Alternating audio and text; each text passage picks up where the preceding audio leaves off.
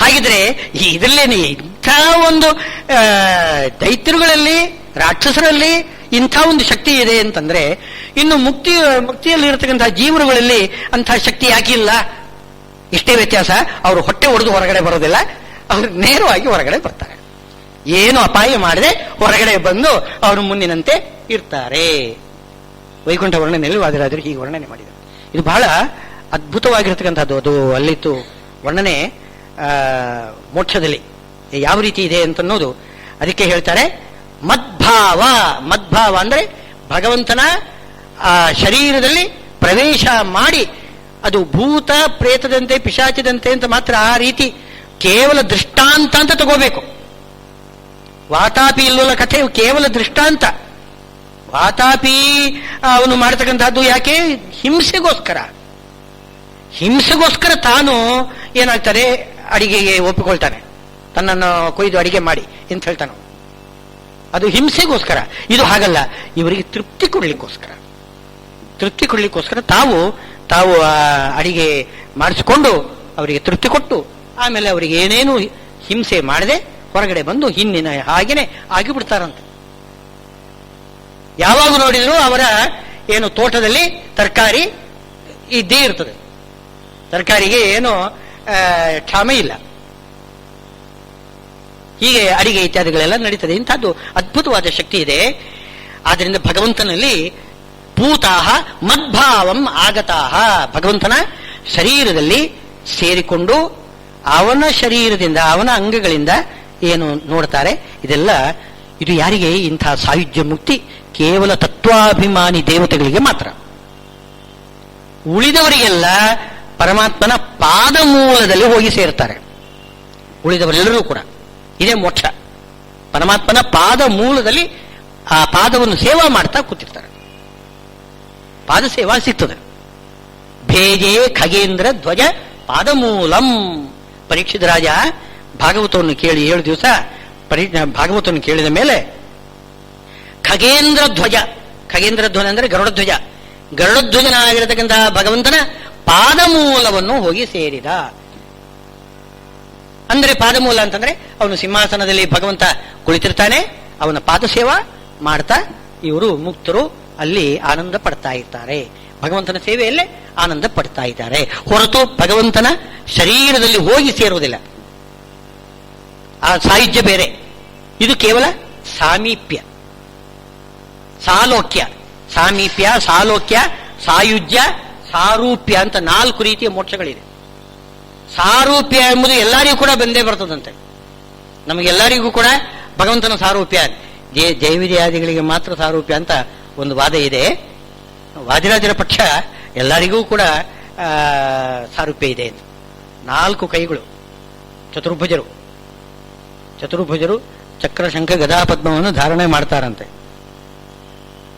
ಚಕ್ರಶಂಖ ಗದಾಪದ್ಮಧಾರಿಗಳಾಗಿರ್ತೇವೆ ಅಂತೆ ನಾವು ಕೂಡ ಭಗವಂತನ ಹಾಗೆ. ಅದಕ್ಕೋಸ್ಕರನೇ ನಾವೀಗ ಚಕ್ರ ಶಂಖ ಹಾಕೊಳ್ಳೋದು ಅಭ್ಯಾಸ ಮಾಡಿ ಮಾಡಿ ಮಾಡಿ ಮಾಡಿ ಕೊನೆಗೂ ಅಲ್ಲಿ ಚಕ್ರಶಂಖಧಾರಿಗಳಾಗಿಯೇ ಮುಕ್ತರಾಗಿ ಅವನ ಲೋಕದಲ್ಲಿ ಇರ್ತಾರಂತೆ. ಅದಕ್ಕೋಸ್ಕರ ನಾವಿಲ್ಲಿ ಚಕ್ರಶಂಖ ಧಾರಣೆ ಮಾಡಬೇಕು. ನಾವು ಮೋಕ್ಷದಲ್ಲಿ ಹೇಗಿರಬೇಕು ಏನೋ ಅದನ್ನು ನಾವಿಲ್ಲಿ ಅಭ್ಯಾಸ ಮಾಡ್ತಿರ್ತೇವೆ. ಶಾಸ್ತ್ರದಲ್ಲಿ ನಾವು ಈಗ ಯಾವ ರೀತಿ ಇರಬೇಕು ಅಂತ ಶಾಸ್ತ್ರದಲ್ಲಿ ವಿಧಾನ ಮಾಡಿದ್ದಾರೆ. ಇದು ವಿಧಿಯಿಂದ ಪ್ರೇರಿತರಾಗಿ ನಾವು ಹೀಗೆ ಮಾಡಬೇಕು, ಹೀಗೆ ಮಾಡದೆ ಹೋದರೆ ಪಾಪ ಬರ್ತದೆ ಹಾಗೆ ಅಂತ ಹೆದರಿಕೊಂಡು ನಾವು ಮಾಡ್ತೇವೆ. ಎಲ್ಲ ಶಾಸ್ತ್ರದ ಚೌಕಟ್ಟಿನಲ್ಲಿ ನಾವೆಲ್ಲ ಕ್ರಿಯೆಗಳನ್ನು ನಡೆಸ್ತಾ ಇದ್ದೀವಿ. ಮೋಕ್ಷದಲ್ಲಿ ವಿಧಿ ಬಂಧ ಇಲ್ಲ, ಆದರೆ ಇದೇ ರೀತಿ ಅವರು ನಡ್ಕೊಂಡಿರ್ತಾರೆ. ಬೆಳಿಗ್ಗೆ ಎದ್ದು ಏನು ಹರೇ ರಾಮ ರಾಮ ರಾಮ ಹರೇ ಹರೇ ಅಂತ ಹೇಳ್ಕೊಂಡೆ ಹಾಸಿಗೆಯಿಂದ ಎದ್ದೇಳಬೇಕು, ವಿಧಿ ಇದೆ. ಅದು ವಿಧಿ ಇಟ್ಟುಕೊಂಡು ನಾವು ಹಾಗೆ ಮಾಡ್ತೇವೆ. ಅಲ್ಲಿ ಆ ವಿಧಿ ನಿಷೇಧ ಅದು ಸಂಬಂಧವೇ ಇಲ್ಲ ಅಂತೆ. ಬೇಡ, ಸ್ವಯಂ ಪ್ರೇರಿತರಾಗಿ ಅವರು ಮಾಡ್ತಾ ಇದ್ದಾರೆ. ವಿಧಿ ಯಾತಕ್ಕೆ ಬೇಕು? ಸ್ವಯಂ ಪ್ರೇರಿತರಿಂದಲೇ ಮಾಡ್ತಾ ಇದ್ದಾರೆ. ಆ ಸ್ವಯಂ ಪ್ರೇರಣೆಯಿಂದ ಮಾಡ್ತಕ್ಕಂಥದ್ದು ಅದು ಜೀವ ಸ್ವಭಾವ. ಅದು ಇಲ್ಲಿಂದ ಬಂದ ಸಂಸ್ಕಾರ ಅಂತ ತಿಳ್ಕೋಬಾರದು.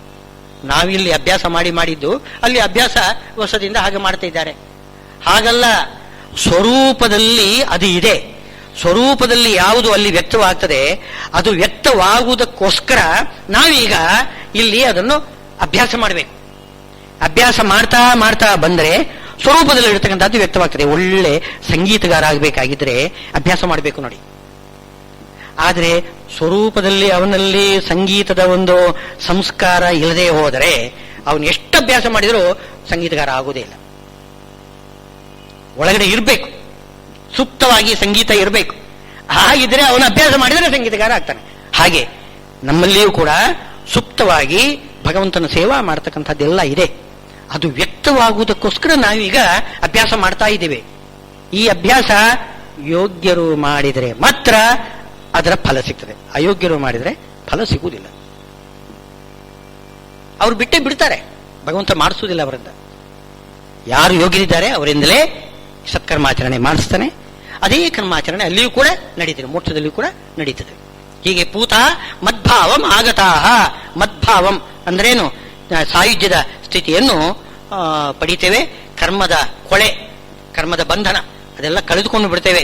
ಪೂತಾಹ ಪವಿತ್ರರಾಗುವುದು ಅಂತಂದ್ರೆ ಕರ್ಮ ಬಂಧದಿಂದ ಮುಕ್ತರಾಗಿ ಪರಮಾತ್ಮನ ಸಾಯುಜ್ಯವನ್ನು ಪಡೀತಾರೆ. ಇದಕ್ಕೆ ಏನು ಮಾಡಬೇಕು? ನಿಷ್ಕಾಮ ಕರ್ಮ ಮಾಡಬೇಕು. ಅದಕ್ಕೋಸ್ಕರ ಬಂದಿರೋದು.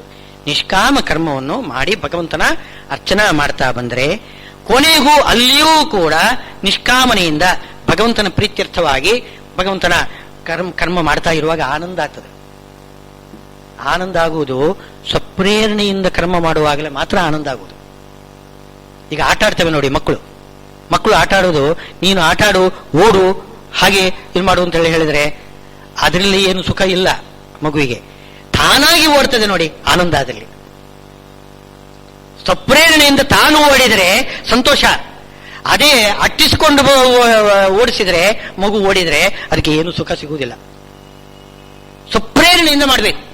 ಸ್ವಪ್ರೇರಣೆಯಿಂದ ಭಗವಂತನ ಪೂಜಾ ಮಾಡಿದರೆ ಅದರಲ್ಲಿರ್ತಕ್ಕಂತಹ ಆನಂದ ಅದು ಇವಾಗ ಇಲ್ಲ. ಇವಾಗ ನಮ್ಮಲ್ಲಿ ಆನಂದ ಬರುವುದಿಲ್ಲ. ಯಾಕೆಂತಂದ್ರೆ ಪೂಜಾ ಮಾಡಬೇಕು ಅಂತ ವಿಧಿ ಇದೆ, ಅದಕ್ಕೋಸ್ಕರ ಮಾಡ್ತಾ ಇದ್ದೇವೆ ನಾವು. ಅಲ್ಲಿ ಆನಂದ ಕಾಣುವುದಿಲ್ಲ. ಅಲ್ಲಿ ಆನಂದ ಸಿಗ್ತದೆ. ಅದು ಸಿಗಲಿಕ್ಕೋಸ್ಕರ ನಾವೇನು ಮಾಡಬೇಕು? ಇವಾಗ ಪರಮಾತ್ಮನ ಪ್ರೀತ್ಯರ್ಥವಾಗಿ ಎಲ್ಲಾ ಕರ್ಮವನ್ನು ಮಾಡಬೇಕು. ವಿಧಿ ಏನೋ ದೂರ ಇಟ್ಟು, ವಿಧಿ ಅಂದ್ರೇನು? ನಿನಗೆ ಇಂಥದ್ದು ಫಲ ಸಿಗಬೇಕಾಗಿದ್ರೆ ಹೀಗೆ ಮಾಡಬೇಕು ಅಂತ ಹೇಳೋದು ವಿಧಿ. ಅದೆಲ್ಲ ಬಿಟ್ಟುಬಿಡಿ ನೀವು. ಕೇವಲ ಪರಮಾತ್ಮನ ಪ್ರೀತಿಗಾಗಿ ನಾನು ಕರ್ಮಾಚರಣೆ ಮಾಡಬೇಕು. ವಿಧಿಯಿಂದ ಮಾಡುವುದು ಯಾವುದು? ಕಾಮ್ಯಕರ್ಮ. ಕಾಮ್ಯಕರ್ಮ ಏನು ಅಂತಂದ್ರೆ ಸ್ವರ್ಗ ಸಿಗಬೇಕಾಗಿದ್ರೆ ಯಾಗ ಮಾಡಬೇಕು, ಅದು ವಿಧಿ.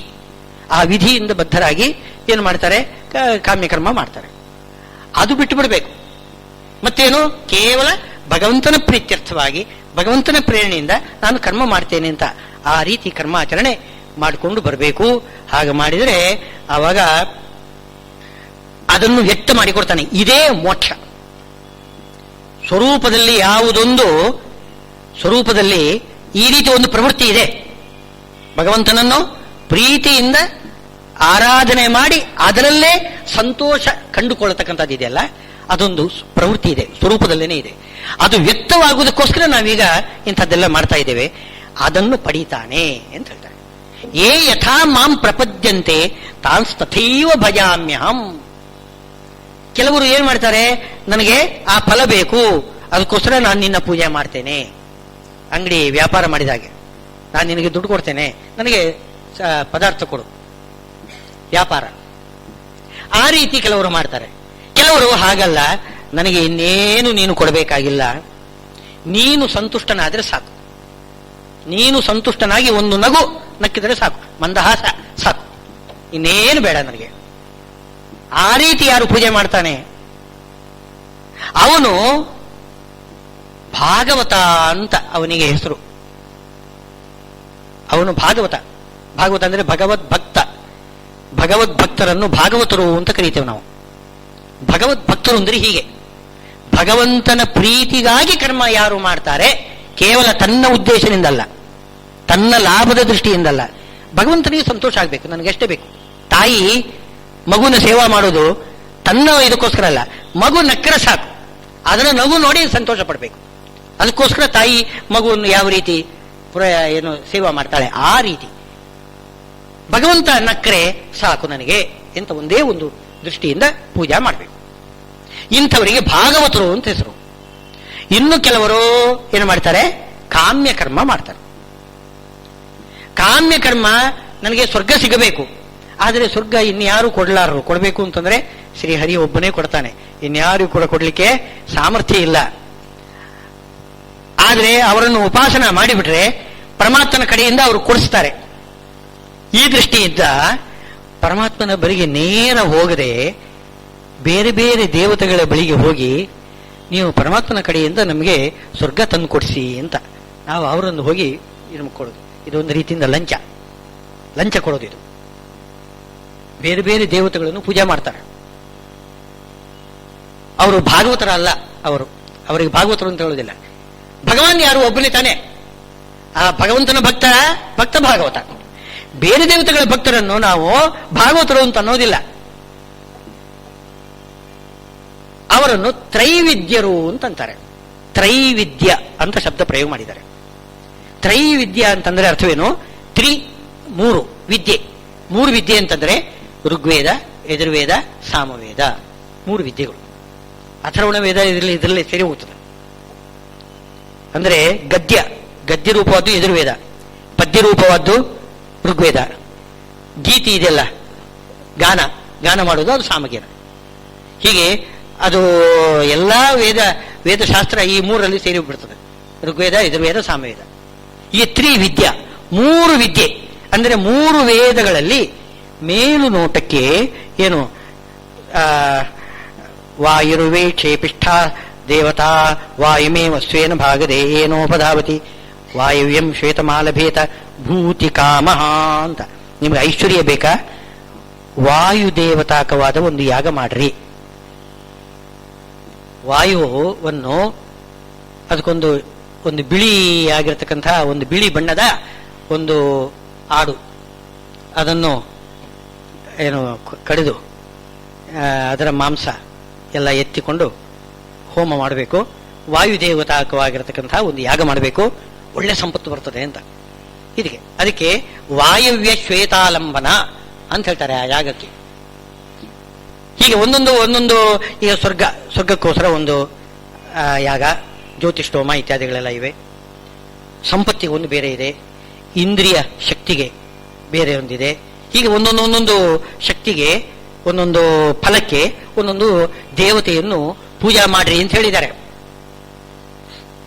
ಇಂಥವರು ಇದು ವೇದದಲ್ಲಿ ಮೇಲ್ನೋಟಕ್ಕೆ ಕಾಣಿಸ್ತಕ್ಕಂಥದ್ದು. ವಸ್ತುತಸ್ತು ವಾಯುವ್ಯಂ ಶ್ವೇತಮಾಲಭೇತ ಭೂತಿಕಾಮ ಅಂತಂದ್ರೆ ವಾಯುವಂತರ್ಗತನಾದ ವಾಯುನಾಮಕನಾದ ಭಗವಂತನನ್ನು ಉಪಾಸನ ಮಾಡಿದರೆ ನಿಮಗೆ ಭೂತಿ ಈ ಸಂಪತ್ತಲ್ಲ, ಮೋಕ್ಷ ರೂಪವಾಗಿರ್ತಕ್ಕಂತಹ ಸಂಪತ್ತು ಸಿಗ್ತದೆ ಅಂತ ಅಲ್ಲಿ ಹೇಳ್ತಾ ಇದೆ. ಇದು ವಾಸ್ತವವಾದ ಅರ್ಥ. ಮೇಲು ನೋಟಕ್ಕೆ ಏನು ಕಾಣಿಸ್ತದೆ? ಈ ದುಡ್ಡು ಕಾಸು ಇದೆಯಲ್ಲ, ಇದಕ್ಕೋಸ್ಕರ ವಾಯು ಎಂಬ ದೇವತೆಯನ್ನು ಪೂಜೆ ಮಾಡಬೇಕು ಅಂತ ಮೇಲ್ನೋಟಕ್ಕೆ ಹಾಗೆ ಕಾಣಿಸ್ತದೆ. ಹೀಗೆ ವೇದದಲ್ಲಿ ಮೇಲ್ನೋಟಕ್ಕೆ ಏನು ಕಾಣಿಸ್ತದೆ ಅದನ್ನೇ ನಂಬಿಕೊಂಡು ಯಾರು ಬೇರೆ ದೇವತೆಗಳನ್ನು ಪೂಜಾ ಮಾಡ್ತಾರೆ ಅವರಿಗೆ ತ್ರೈವಿದ್ಯರು ಅಂತ ಹೇಳ್ತಾರೆ. ಅದೇ ಅಂತರಂಗಕ್ಕೆ ಇಳಿದು ವೇದದಲ್ಲಿ ಹೇಳಿರ್ತಕ್ಕಂಥದ್ದು ಯಾವುದು? ಅದು ಪರಮಾತ್ಮನನ್ನೇ ಹೇಳಿದ್ದು, ಇನ್ಯಾರನ್ನೂ ಅಲ್ಲ ಅಂತ ತಿಳಿದುಕೊಂಡು ಪರಮಾತ್ಮನನ್ನೇ ಆಯಾಯ ದೇವತಾ ನಾಮದಿಂದ ಭಗವಂತನನ್ನೇ ಯೋ ದೇವ ನಾಮ್ನಾ ಮಧ ಏಕ ಏವ ಅಂತ ಎಲ್ಲಾ ದೇವತೆಗಳ ಹೆಸರುಗಳು ಕೂಡ ಪರಮಾತ್ಮನ ಹೆಸರುಗಳು.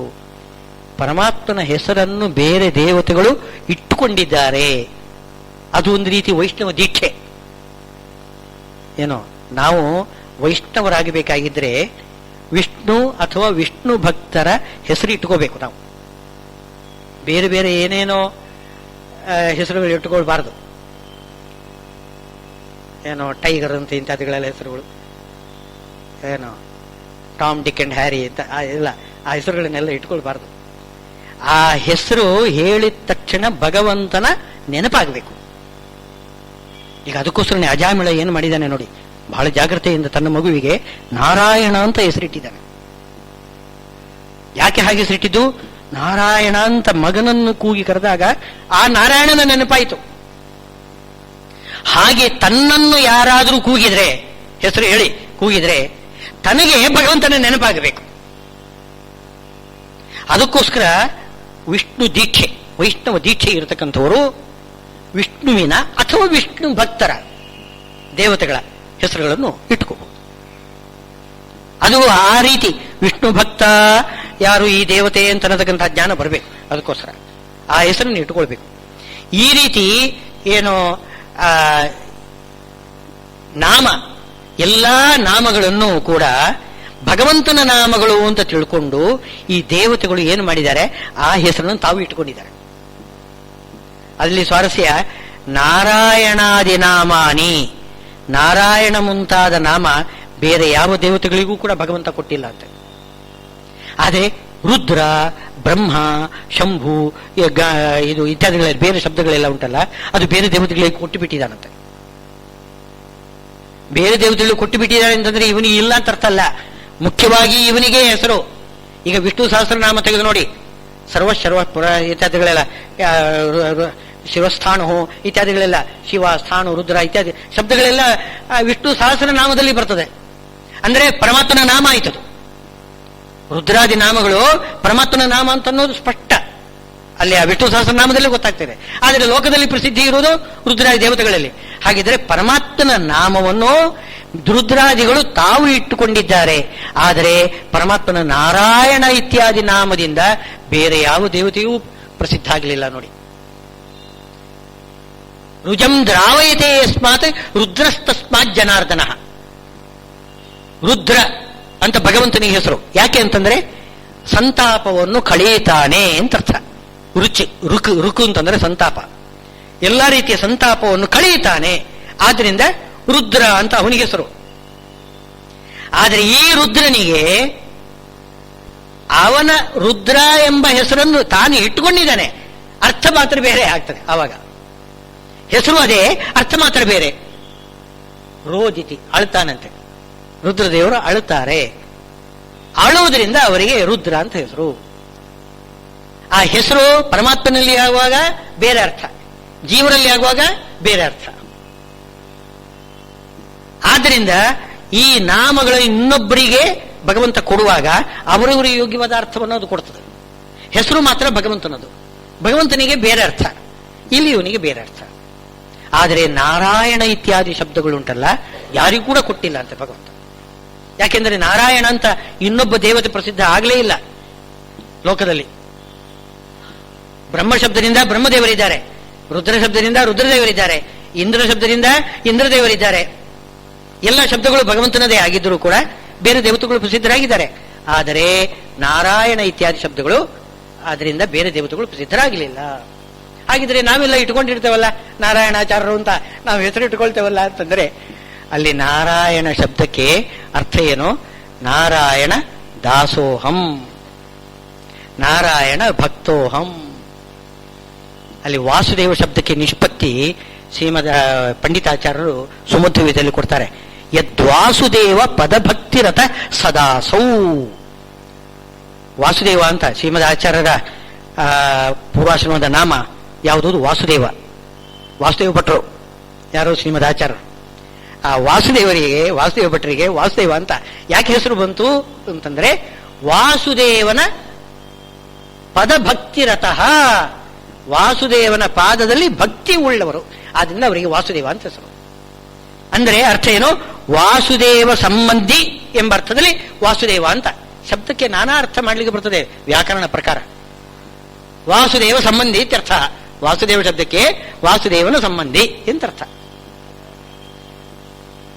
ಹಾಗೆ ನಾಮಗಳನ್ನೆಲ್ಲ ದೇವತೆಗಳು ಪರಮಾತ್ಮನ ನಾಮವನ್ನು ತಾವು ಇಟ್ಟುಕೊಂಡಿದ್ದಾರೆ ಹೊರತು ಆ ನಾಮದ ಮುಖ್ಯ ಪ್ರತಿಪಾದ್ಯರು ಅವರಲ್ಲ ಅಂತ ಈ ರೀತಿ ತಿಳ್ಕೊಂಡು ಎಲ್ಲಾ ದೇವತೆಗಳ ಯಾಗವನ್ನೂ ಕೂಡ ಪರಮಾತ್ಮನ ಪ್ರೀತ್ಯರ್ಥವಾಗಿ ಯಾರು ಅನುಷ್ಠಾನ ಮಾಡ್ತಾರೆ ಅವರು ಭಾಗವತರು. ಉಳಿದವರು ತ್ರೈವಿದ್ಯರು. ಆಯಾಯ ದೇವತೆಗಳಿಗೇನೆ ಸಮರ್ಪಣೆ ಮಾಡೋದು. ಅಲ್ಲಿ ಹೋಗಿ ಕೇಳಿಕೊಳ್ಳೋದು ಯಾರನ್ನು? ಆ ದೇವತೆಗಳನ್ನೇ ಹೋಗಿ ಕೇಳಿಕೊಳ್ತಾರೆ, ನನಗೆ ಸ್ವರ್ಗ ಕೊಡಿ ಅಂತ. ನಿಮಗೆ ಕೊಡ್ಲಿಕ್ಕೆ ಆಗುವುದಿಲ್ಲ, ಆಗಲಿ ಪರಮಾತ್ಮನ ಕಡೆಯಿಂದ ಕೊಡಿಸಿ ಹೀಗೆ ಹೇಳ್ತಾರೆ. ಯಾಕೆಂದ್ರೆ ಕೊನೆಗೆ ಕೃಷ್ಣಾರ್ಪಣ ಅಂತ ಹೇಳ್ತಾರೆ. ಯಾವುದೇ ಒಂದು ಕರ್ಮ ಮಾಡಿದಾಗ ಏನೋ ಬೇರೆ ದೇವತೆಗಳ ಬಗ್ಗೆ, ಈಗ ಗಣಪತಿಯನ್ನು ಕೂಡಿಸ್ತಾರೆ ಅಥವಾ ಇದನ್ನು ಮಹಾಲಕ್ಷ್ಮಿ ವರಮಹಾಲಕ್ಷ್ಮಿ ಮಾಡ್ತಾರೆ, ಏನೆಲ್ಲ ಮಾಡಿದರೂ ಕೂಡ ಕೊನೆಗೆ ಕೃಷ್ಣಾರ್ಪಣ ಅಂತ ಮಾಡ್ತಾರೆ. ಯಾಕೆ? ಕೃಷ್ಣನಿಗೆ ಅರ್ಪಣೆ ಮಾಡಿದರೆ ಈ ದೇವತೆಗಳಿಂದ ಆ ಫಲ ನನಗೆ ಸಿಗ್ತದೆ, ಆ ಅಭಿಪ್ರಾಯ. ನಾವು ಈಗ ನೇರವಾಗಿ ಭಗವಂತನನ್ನೇ ಹೋಗಿ ಕೇಳಬಹುದಿತ್ತಲ್ಲ, ಅದು ಹಾಗೆ ಮಾಡದೆ ಬೇರೆ ದೇವತೆಗಳ ಬಳಿಗೆ ಹೋಗಿ ನೀವು ನನಗೆ ಫಲ ಕೊಡಿ, ಆ ಕೃಷ್ಣನ ಬಲದಿಂದ ನನಗೆ ತೆಗೆಸಿಕೊಡಿ. ಇದು ಒಂದು ಅಡ್ಡ ಮಾರ್ಗ. ಇದು ನೇರವಾಗಿ ಭಗವಂತನನ್ನು ಹೋಗಿ ಕೇಳದೆ ಯಾರ್ಯಾರನ್ನ ಕೇಳಿ ಅವರಿಂದ ನಾವು ಫಲವನ್ನು ಪಡೆಯತಕ್ಕಂಥದ್ದಿದೆಯಲ್ಲ, ಇದು ತ್ರೈವಿದ್ಯರು ಮಾಡತಕ್ಕಂಥದ್ದು ಒಂದು ತಪ್ಪು ಕೆಲಸ ಮಾಡ್ತಾರೆ, ಅಜ್ಞಾನದಿಂದ ಮಾಡ್ತಾರೆ. ಮತ್ತೆ ಏನ್ ಮಾಡಬೇಕಾಗಿತ್ತು? ಮೊದಲು ನೀವು ದೇವರನ್ನು ಪೂಜೆ ಮಾಡ್ರಿ, ಯಾರನ್ನೋ ಬೇರೆ ದೇವತೆಗಳನ್ನು ಪೂಜೆ ಮಾಡ್ರಿ, ಅವರು ಗುರುಗಳು, ಅವರ ಅನುಜ್ಞೆ ಪಡೆದುಕೊಳ್ಳಿ. ನೋಡಿ, ನಿಮಗೆ ಭಗವಂತನ ಅನುಗ್ರಹ ಆಗ್ತದೆ. ನಾರದರು ಧ್ರುವನ ತಲೆಯ ಮೇಲೆ ಕೈ ಇಟ್ಟು ನೋಡು ನಿನಗೆ ಪರಮಾತ್ಮನ ಅಪರೋಕ್ಷ ಆಗ್ತದೆ ಅಂತ ಅನುಗ್ರಹ ಮಾಡಿಬಿಟ್ರು. ಆಗ ಧ್ರುವರಾಯರು ಹೋಗಿ ತಪಸ್ಸು ಮಾಡಿದರು, ಪರಮಾತ್ಮನ ಅಪರೋಕ್ಷ ಆಯಿತು. ಹೀಗೆ ಗುರುಗಳು ಅವರು ಅನುಗ್ರಹ ಮಾಡಬೇಕು ಎಂಬ ಬುದ್ಧಿಯಿಂದ ಬೇರೆ ದೇವತೆಗಳನ್ನು ಪೂಜೆ ಮಾಡ್ರಿ.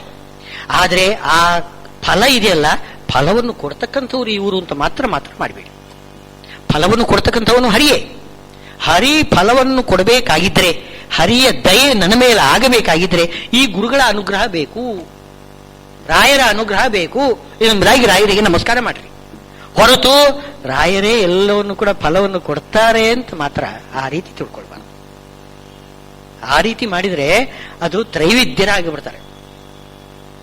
ಬಹಳ ಜಾಗರೂಕತೆಯಿಂದ ನಾವು ರಾಯರನ್ನು ಬೇಡುವಾಗಲೂ ಕೂಡ ಬಹಳ ಜಾಗರೂಕತೆಯಿಂದ ಬೇಡಬೇಕು.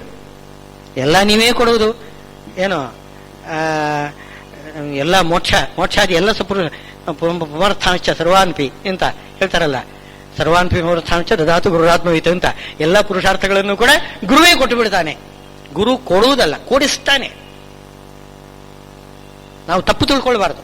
ಗುರುಗಳೇ ಎಲ್ಲ ಕೊಡ್ತಾರೆ, ಮೋಕ್ಷವನ್ನೇ ಕೊಟ್ಟು ಬಿಡ್ತಾರೆ. ಹೌದು, ಕಥೆಗಳೆಲ್ಲ ಹೇಳ್ತದೆ ರಾಯರು ಮೋಕ್ಷ ಕೊಟ್ಟಿದ್ದಿದೆ ಅಂತ ಇದ್ದಾರಿಲ್ಲ. ಮೋಕ್ಷ ಕೊಟ್ಟಿದ್ದು ಅಂದ್ರೆ ಏನು? ಪರಮಾತ್ಮ ಕೊಟ್ಟಿರೋದು, ಅವರ ಅನುಗ್ರಹದಿಂದ ಪರಮಾತ್ಮ ಕೊಟ್ಟಿದ್ದಾನೆ ಮೋಕ್ಷ. ಈ ಅಭಿಪ್ರಾಯದಿಂದ ನಾವು ಪೂಜೆ ಮಾಡಬೇಕು. ಬೇರೆ ದೇವತೆಗಳನ್ನು ನೇರವಾಗಿ ಪೂಜೆ ಮಾಡಿದರೆ ಅವರಿಗೆ ಶಾಸ್ತ್ರ ಹೇಳ್ತಾ ಇದೆ ತ್ರೈವಿದ್ಯರು ಅಂತ. ಅವರಿಗೆ ಪೂರ್ತಿ ಅನುಗ್ರಹ ಮಾಡುವುದಿಲ್ಲ ಅಂತ ಭಗವಂತ. ಅವ್ರು ಏನು ಕೇಳ್ತಾರೆ ಅದನ್ನು ಮಾತ್ರ ಕೊಡ್ತಾನಂತೆ. ಆಮೇಲೆ ಒಂದಿಷ್ಟು ಕೂಡ ಜಾಸ್ತಿ ಕೊಡೋದಿಲ್ಲ. ಈಗ ಅಂಗಡಿ ಮಾಲೀಕ ಏನ್ ಮಾಡ್ತಾನೆ, ನೀವೆಷ್ಟು ಪೈಸೆ ಕೊಟ್ಟಿದ್ದೀರಿ ಅದಕ್ಕೆ ಅನುಗುಣವಾಗಿ ಕೊಡ್ತಾನೆ ಹೊರತು ಒಂದಿಷ್ಟು ಜಾಸ್ತಿ ಕೊಡುವುದಿಲ್ಲ. ತೂಗಿ ತೂಗಿ ತೂಗಿ ತಕ್ಕಡಿಯಲ್ಲಿ ತೂಗಿ ಸ್ವಲ್ಪ ಹೆಚ್ಚಿದ್ರೆ ತೆಗಿತಾನೆ, ಹೆಚ್ಚಿದ್ರೆ ಅದನ್ನು ತೆಗೆದುಬಿಟ್ಟು ಸರಿ ಮಾಡಿ ಕೊಡ್ಬಿಡ್ತಾನೆ. ಒಂದಿಷ್ಟು ಜಾಸ್ತಿ ಕೊಡ್ಲಿಕ್ಕೆ ತಯಾರಿಲ್ಲ. ಹಾಗೆ ಭಗವಂತನೂ ಕೂಡ ನೀವೇನು ಕೇಳ್ತೀರಿ ಅದನ್ನು ಮಾತ್ರ ಕೊಡ್ತೇನೆ ಅಂತಂತಾನೆ, ಇನ್ನೇನು ಜಾಸ್ತಿ ಕೊಡೋದೇ ಇಲ್ಲ ಅಂತಂತಾನೆ. ಅಷ್ಟು ಮಾತ್ರವಲ್ಲ, ಆ ಕೊಡುವುದರಲ್ಲಿ ಕೂಡ ತುಂಬಾ ಕಂಜೂಸ್ತನ ಮಾಡ್ತಾನೆ. ಏನು ಅಂತಂದ್ರೆ, ನೀವು ಸರಿಯಾದ ಈ ನೋಟು ಬೇರೆ, ಈ ನೋಟು ಬೇಡ, ಇನ್ನೊಂದು ನೋಟು ಕೊಡಿ ಅಂತಂತವೇನು ಅವನು ಹೇಳ್ತಾನೆ. ಕೆಲವು ಸಲ ಈ ನೋಟು ಹರಿದೋಗಿದೆ, ಬೇಡ, ಬೇರೆ ನೋಟು ಕೊಡಿ ಅಂತಂತಾನೆ. ಹಾಗೆ ಮಾಡಿ ಹೀಗೆ ಮಾಡಿ ಕೆಲವೆಲ್ಲ ನಿಯಮಗಳೆಲ್ಲ ಹಾಕ್ತಾನೆ. ಸುಮ್ಮನೆ ಇವನು ಕೂಡ ಪರಮಾತ್ಮನು ಕೂಡ ಹಾಗೆ ಮಾಡ್ತಾನೆ. ನೀವು ಕಾಮ್ಯಕರ್ಮ ಮಾಡುವಾಗ ಸ್ವಲ್ಪ ಏನಾದ್ರೂ ಹೆಚ್ಚು ಕಮ್ಮಿ ಆಗಿಬಿಟ್ರೆ ನಿಮ್ಗೇನು ಫಲ ಕೊಡೋದಿಲ್ಲ ಅಂತಂತ. ನಾವು ಸ್ವಲ್ಪನೂ ಹೆಚ್ಚು ಕಮ್ಮಿ ಆಗಬಾರದು, ಕರೆಕ್ಟ್ ಆಗಿರಬೇಕು, ಆ ವಿಧಿ ಸರಿಯಾಗಿರಬೇಕು, ನಡಿಬೇಕು. ಸ್ವಲ್ಪ ಏನಾದ್ರೂ ಹೆಚ್ಚು ಕಮ್ಮಿ ಆದ್ರೆ ಫಲ ಇಲ್ಲ ಅಂತ ಮಾಡಿಬಿಡ್ತಾನೆ. ಈ ಕೊಡುವುದೇನು ಅಲ್ಪ ಫಲ, ಅದು ಕೂಡ ಅದರಲ್ಲಿ ಎಷ್ಟು ಚೌಕಾಶಿ ಭಗವಂತ. ಯಾಕೆಂದ್ರೆ ಇದು ಇವನು ಮಾಡ್ಲಿಕ್ಕೆ ಹೊರಟಿರೋದು ವ್ಯಾಪಾರ, ಭಗವಂತನು ವ್ಯಾಪಾರ ಮಾಡ್ತಾನೆ. ಆದರೆ ಭಾಗವತರು ಅಂತಿದ್ದಾರೆ, ಅವ್ರು ವ್ಯಾಪಾರಕ್ಕೆ ಬಂದಿಲ್ಲ. ನೀನೇನು ಕೊಡುವುದು ಬೇಡ, ನನ್ನಲ್ಲಿರ್ತಕ್ಕಂಥದ್ದೆಲ್ಲ ನಿನಗೆ ಕೊಟ್ಟು ಬಿಡ್ತೇನೆ, ನಿನಗೆ ಸಂತೋಷ ಆದರೆ ಸಾಕು ಅಂತಂದು ಬಿಡ್ತಾರೆ. ಆವಾಗ ಅವನೇನು ಮಾಡ್ತಾನೆ ಅಂತಂದ್ರೆ, ಅಯ್ಯೋ ಇಷ್ಟು ನನ್ನ ಮೇಲೆ ಪ್ರೀತಿ ಇಟ್ಕೊಂಡವನು, ಅವನಿಗೆ ನಾನು ಏನು ಕೊಟ್ಟರು ಕಡಿಮೆ ಅಂತ ಅಂದುಕೊಳ್ತಾನೆ. ಏನು ಕೊಟ್ಟರು ಕಡಿಮೆ ಅಂತ ಅಂದುಕೊಳ್ತಾನೆ. ಸ್ವಾತ್ಮಪ್ರಧಾನಮಧಿಕಂ. ಹನುಮಂತ ದೇವರಿಗೆ ತನ್ನನ್ನೇ ತಾನು ಕೊಟ್ಟ ಅಂತೆ. ಏನು ಕೊಟ್ಟರು ಏನು ಉಪಯೋಗ ಇಲ್ಲ, ಸಾಲದು. ಹನುಮಂತ ದೇವರು ಮಾಡಿದ ಸೇವೆ ಅದಕ್ಕೆ ಎಷ್ಟು ಕೊಟ್ಟರೂ ಸಾಲದು ಅಂತ ಅಂದುಕೊಂಡು, ತಾನು ತನ್ನದು ಎಷ್ಟು ಕೊಟ್ಟರೂ ಸಾಲದು ಅಂತ ಅಂದುಕೊಂಡು ತನ್ನನ್ನೇ ತಾನು ಕೊಟ್ಟು ಬಿಡ್ತಾನೆ. ಭಾಗವತರಿಗೂ ತ್ರೈವಿದ್ಯರಿಗೂ ಎಷ್ಟು ವ್ಯತ್ಯಾಸ ಇದೆ ಅಂತ ಭಗವಂತ ಶ್ರೀಕೃಷ್ಣ ಅರ್ಜುನನಿಗೆ ಉಪದೇಶ ಮಾಡ್ತಿದ್ದಾನೆ ಅಂತನ್ನತ ಇಂದಿನ ಪ್ರವಚನ ಮುಕ್ತಾಯ ಮಾಡ್ತಾನೆ. ಶ್ರೀಕೃಷ್ಣಾರ್ಪಣವಸ್ತು.